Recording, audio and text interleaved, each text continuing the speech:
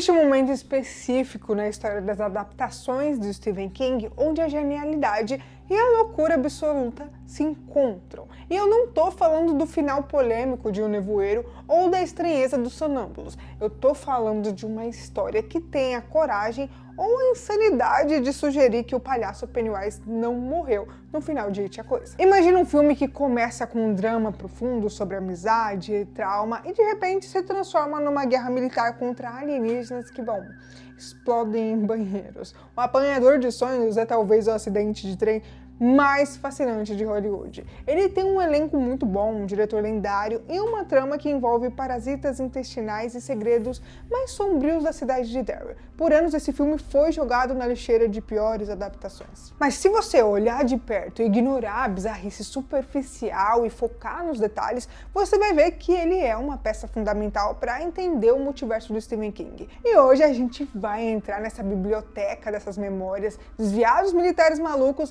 e descobrir o que realmente aconteceu naquela cabana. Mas antes de começar, você já sabe, deixa aquele like, se inscreve aqui no canal e também ativa o sininho das notificações para você ficar por dentro de tudo que eu for postando aqui. Então, bora pro vídeo.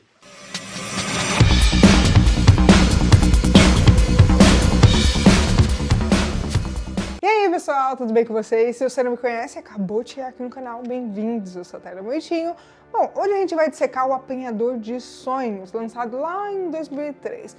E, gente, antes da gente julgar esse filme, precisamos entender o contexto. O livro foi escrito pelo King logo depois que ele foi atropelado em 19 de junho de 1999, enquanto ele caminhava pelo acostamento de uma estrada no Maine. Olha só, né? Tá explicado porque tem tanta história conectada com o Maine, né? Um motorista de uma van se distraiu com seu cachorro e atingiu o escritor em cheio e quase foi um acidente fatal. Ele escreveu isso sob efeitos de analgésicos fortíssimos e ele mesmo admite que não lembra de ter escrito boa parte da história. Isso explica muita coisa sobre o tom alucinógeno dessa trama, né? A história gira em torno de 4 amigos de infância, o Jonesy, o Henry, o Pete e o Beaver. Eles compartilham um vínculo telepático, algo que eles chamam de a linha, que eles ganharam depois de salvar um garoto com síndrome de Down chamado Douglas Dunnett Cavill, de um grupo de valentões. Até aí, clássico do King, né? Crianças unidas pelo trauma, poderes sobrenaturais, cidade pequena no Maine. 20 anos depois, eles mantêm a tradição de se encontrar numa cabana isolada na floresta para caçar, mas a caçada desse ano vira um pesadelo biológico. O problema começa quando um estranho chamado Rick McCarthy aparece na cabana e ele tá perdido, desorientado, soltando gases que não parece apenas desconforto estomacal. É algo mais esquisito, sabe? Ele tem uma marca vermelha no rosto e a barriga inchada. O que os amigos não sabem é que a floresta tá em quarentena militar. Uma nave alienígena caiu e ela trouxe um fungo avermelhado, apelidado carinhosamente de Ripley, em homenagem a Sigourney Weaver, que infecta tudo que ela toca. Claramente uma homenagem pro Alien. Mas o verdadeiro horror não é invasão em grande escala, é o horror íntimo, o horror corporal, porque o que esse fungo faz dentro do corpo humano... Bom, digamos que ele transforma o seu sistema digestivo num berçário para alienígenas com dentes de navalha. E é aqui que o filme divide o público. Ou você embarca na loucura do horror B, com orçamento de blockbuster, ou você desliga a TV. Mas eu peço que você não desligue porque a conexão com o universo do King está escondida justamente nessa sujeira toda. Agora bora falar sobre a criatura. A criatura no livro e no filme são parasitas chamados de doninhas de merda. Literalmente, tá? Eles crescem no estômago e saem por trás. É nojento? É, mas é uma metáfora brutal sobre invasão do próprio corpo. Um tema recorrente no King pós-acidente. O design de produção aqui é fascinante. O filme foi dirigido por Lawrence Kasdan e sim, é o mesmo cara que escreveu O Império Contra-Ataca, Os Caçadores da Arca Perdida. Como que ele veio para aqui? Ninguém sabe. Mas ele trouxe uma seriedade para o filme que cria um contraste bizarro com o roteiro. Mas o ponto alto da criatividade que muita gente copiou depois, inclusive a série Sherlock da BBC, é o conceito de armazém da memória.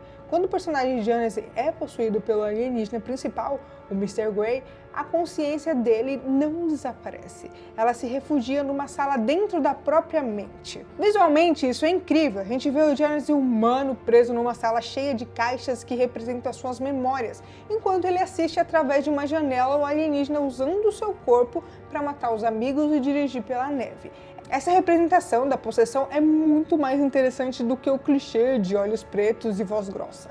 É uma batalha estratégica. O Jonas precisa esconder as memórias certas do invasor que está vasculhando o cérebro dele como se fosse um arquivo de Windows. E a gente não pode esquecer o antagonista humano, Morgan Freeman, como Coronel Kurtz. Ele é vilão, é herói, ele é, na verdade, um psicopata funcional obcecado por limpar a sujeira. A atuação do Freeman é bem peculiar nesse filme, tá? Ele alterna entre figura paterna e lunático genocida. A Unidade Azul, o grupo militar que ele comanda, traz uma vibe de conspiração governamental que o King adora. Mas aqui a incompetência deles e a loucura dos militares são tão perigosas quanto os alienígenas. Eu acho que ia ser melhor a gente ficar do lado do alienígena nesse filme, porque, meu Deus do céu. Uma curiosidade rápida sobre a adaptação. No livro, o horror é muito mais psicológico, sujo. O filme tentou transformar isso numa aventura com ação e ficção científica no ato final, o que gerou aquela sensação de filme de monstro dos anos 50 com CGI dos anos 2000. Mas a essência da amizade, o verdadeiro coração da história permanece ali, graças à química entre o Thomas Jane, o Jason Lee e o Damian Lewis. Agora vamos para a parte que justifica o porquê a gente está falando desse filme em 2026. As conexões aqui, a história se passa nas proximidades de Derry, no Maine. Sim, a mesma Derry do It a Coisa. E o filme não é sutil sobre tudo isso, mas muita gente deixa passar. Existe um momento crucial onde a gente vê uma pichação no monumento que diz Pennywise Lives, que é o Pennywise vive. O livro O Apanhador de Sonhos se passa depois dos eventos do It a Coisa. A ideia de que o mal de Derry é cíclico e que talvez o Clube dos Otários não tenha matado a Coisa definitivamente é aterrorizante. Mas vai além aqui. No livro, o Sr. Grey, o alienígena, chega perto da caixa d'água de Derry, vê a placa em homenagem às vítimas da tempestade de 1985, o final de It, e sente uma presença antiga ali. A teoria mais aceita pelos fãs hardcore é que os alienígenas do Apanhador de Sonhos são, na verdade, de alguma forma, serventes ou entidades menores vinda do mesmo macroverso, de onde veio a coisa. Enquanto Pennywise é uma entidade cósmica do medo, eles são uma praga biológica, uma infestação. São faces diferentes da mesma moeda de destruição universal. Isso nos leva ao plot twist final, que no filme é visualmente chocante. O Duds, o amigo inocente que todos achavam ter apenas poderes psíquicos acidentais, no clímax a gente descobre que o Duds não é humano. Ele nunca foi.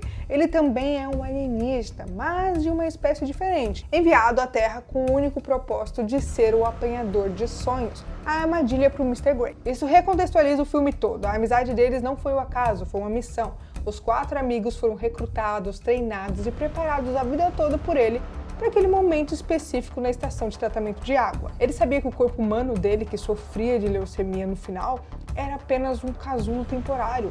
A tragédia é que ele desenvolveu um amor humano pelos amigos. No livro final é muito menos monstros e mais telepático, mas o filme decidiu mostrar o Duds assumindo a sua forma real para matar o Mr. Grey. É brega? Talvez. Mas fecha o arco que Same Shit Different Day, que é a mesma merda, dia diferente, que não se aplica aqui. Esse foi um dia que mudou tudo nessa história. O Apanhador de Sonhos é uma bagunça? Sim. É um filme que tenta ser um Conta Comigo, um Alien, um Arquivo X, um Enigma de Outro Mundo, tudo ao mesmo tempo? Sim.